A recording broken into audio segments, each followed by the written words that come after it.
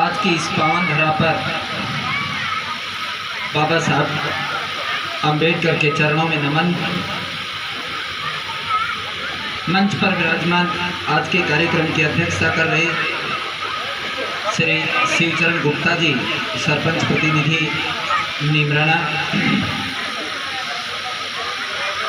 सम्मानित मंच, क्योंकि सबके नाम जानता हूँ काफ़ी समय लगेगा, इसलिए सम्मानित मंच सामने उपस्थित पितातुल्य बुजुर्गों, नौजवान साथियों, प्यारे बच्चों, पूजा के योग मातृशक्ति। सबसे पहले तो मैं आप सबको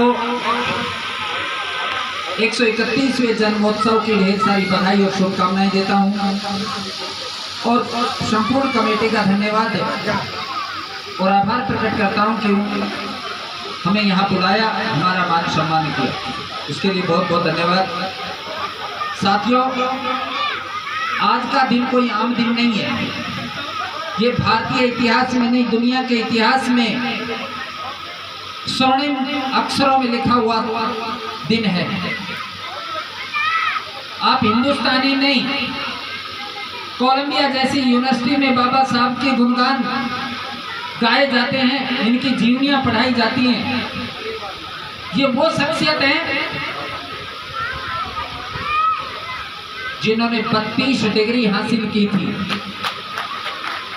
9 भाषाओं के जानकार थे। कितने अभाव में इन्होंने जीवन जिया, कितनी इन्होंने सामाजिक परिवेदनाएं झेली।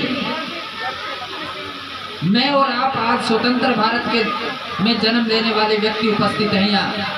जो व्यक्ति इनके जमाने में थे या स्वतंत्रता से पूर्व जिन्होंने जन्म लिया है, उन लोगों से पूछो कि यहाँ कैसी परिस्थितियाँ थी, इन लोगों ने कैसे पढ़ाई की। आज हमारे पास बहुत संसाधन है, हर माँ बाप अपने बच्चे को अच्छे से अच्छे स्कूल में भेजता है। एक जमाना वो था जब इनको पढ़ाई के लिए भी बाहर के कमरे से बाहर बैठाया जाता था।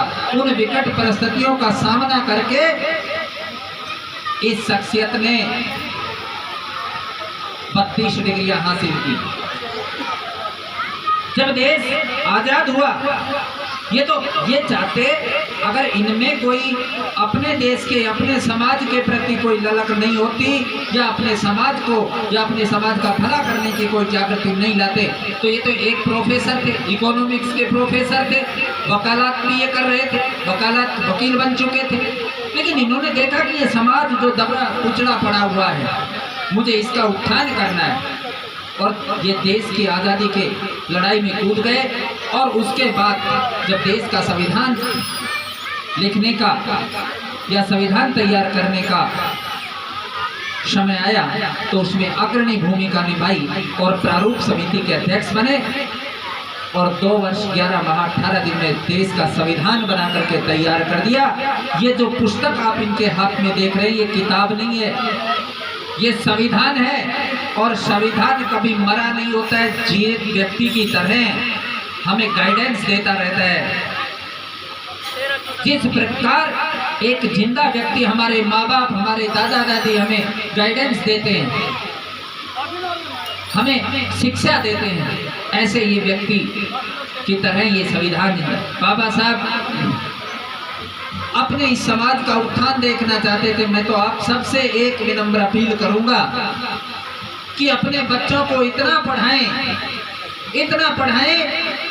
कि नीमराना तहसील के हर एक गरीब, दलित, कुचले, मध्यम वर्ग के हर घर का एक बच्चा IAS, IPS, RAS, RPS जब बने, तो बाबा साहब की आत्मा को सही शांति मिलेगी कि मेरे द्वारा लिखित संविधान का ये लोग बेनिफिट उठा रहे हैं।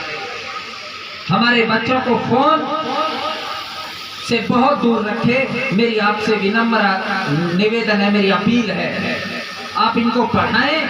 और जिस दिन इस देश में, इस नीमराना ब्लॉक से अगर 10 अम्बेडकर जैसे व्यक्ति भी बन गए, तो मैं कहता हूं कि एक अम्बेडकर ने हमारा इतना उत्थान कर दिया। अगर 100 अम्बेडकर बन गए, तो मैं कहता हूं कि दुनिया की कोई ताकत नहीं है कि हमें रोक पाएगी। आप सबने मुझे यहाँ बुलाया, मेरा मान सम्मान किया, बोलने का अवसर दिया, उसके लिए संपूर्ण कमेटी का हृदय की गहराइयों से बार बार धन्यवाद करता हूँ। जय हिंद, जय भीम, जय भारत। धन्यवाद सरपंच साहब, आपका भी हम तहे दिल से धन्यवाद करते हैं कि आज के कार्यक्रम में आपने कीमती समय निकाल करके उपस्थिति दी। और मैं उद्बोधन के लिए ओम प्रकाश जी रिटायर्ड थानेदार जी से निवेदन करूंगा कि वो मंच पर आए और अपना उद्बोधन दें।